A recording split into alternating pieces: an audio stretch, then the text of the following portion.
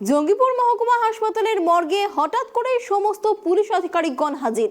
জঙ্গিপুর মহকুমা হাসপাতালের মর্গে সমস্ত রকম ব্যবস্থা খতিয়ে দেখেন তারা। মর্গকে আরো উন্নত মানের করা হবে বলে জানিয়েছেন আধিকারিকগণ।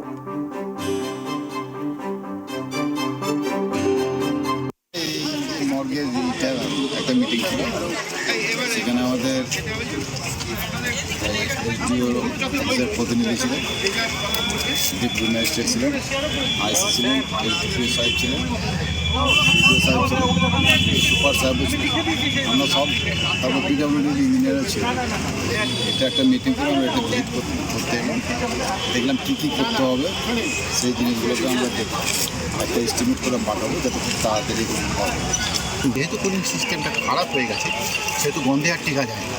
সুতরাং সমস্ত বিষয়ে লক্ষ্য করে আমরা দেখেছি এখানে সমস্ত বিল্ডিংটারই রেনোভেট করা হবে এবং তার সঙ্গে সামনে এবং পেছন দিকে এক্সটেন্ড করা হবে, লাইটিংয়ের ব্যবস্থা করা হবে এবং আমাদের 18টা চেম্বারে কুলিং চেম্বার করা হবে এবং পুরো ভেতরটা আমাদের এসি করা হবে।